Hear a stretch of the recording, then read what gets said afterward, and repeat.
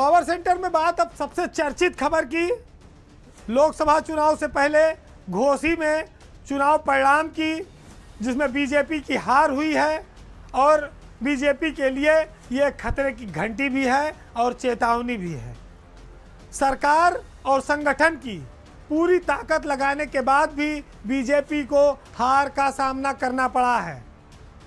जिस दारा सिंह को समाजवादी पार्टी से इस्तीफा दिलाकर बीजेपी ने चुनाव लड़वाया, उसकी दल बदलू की छवि ने भाजपा की नैया को डुबो दिया है। दारा सिंह के साथ साथ ओम प्रकाश राजभर का बड़बोलापन भी घोसी में भाजपा की हार के लिए बहुत बड़ा कारण बना है। आज राजभर की बड़बोलेपन की छवि भी धाराशाही हो गई है।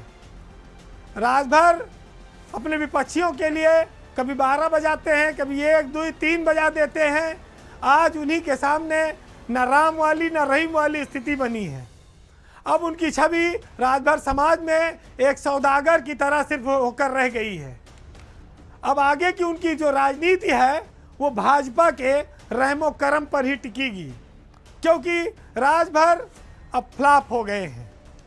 सपा के लिए घोसी का उपचुनाव एक संजीवनी की तरह है, एक ऊर्जा की तरह है, एक प्रयोगशाला की तरह है, जिसने यह संदेश दे दिया है कि चाचा हमारे विधायक हैं।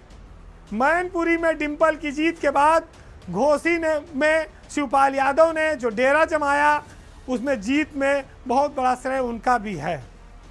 लेकिन इन सब के बावजूद एक महत्वपूर्ण बात मैं कहना चाहता हूं कि समाजवादी पार्टी और अखिलेश यादव जिस पीडीए का झंडा लेकर घूम रहे हैं, पीडीए यानी कि पिछड़ा, दलित और अल्पसंख्यक, उसको पहली जीत ठाकुर साहब ने दिलाई है। ये बात याद रखने वाली है।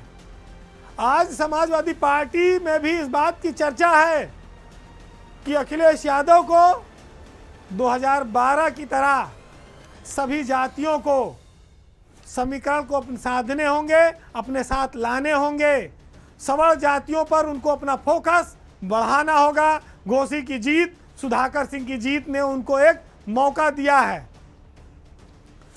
आज इस बात की भी आवश्यकता है समाजवादी पार्टी के लिए कि ठाकुर और ब्राह्मण समेत सवर्ण समाज के कुछ बड़े नेताओं को सपा में महत्व बढ़ाया जाए, क्योंकि लोग इस बात को जानते हैं कि जब मुलायम सिंह थे तो उन्होंने प्रदेश के हर जिले में कम से कम एक बड़ा ठाकुर और ब्राह्मण चेहरा पैदा किया, बढ़ाया, मजबूत किया।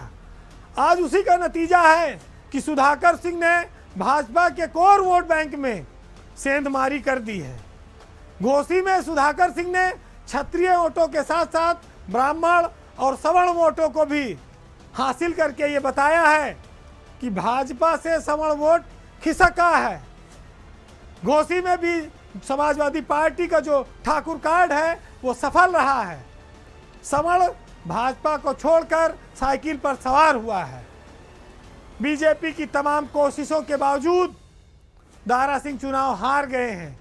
भाजपा के बड़े बड़े नेता, प्रदेश के उप मुख्यमंत्री दोनों, ऊर्जा मंत्री, प्रदेश अध्यक्ष बीजेपी, सारे लोग घोसी में डेरा डाले थे, फिर भी दारा सिंह को चुनाव नहीं जिता पाए।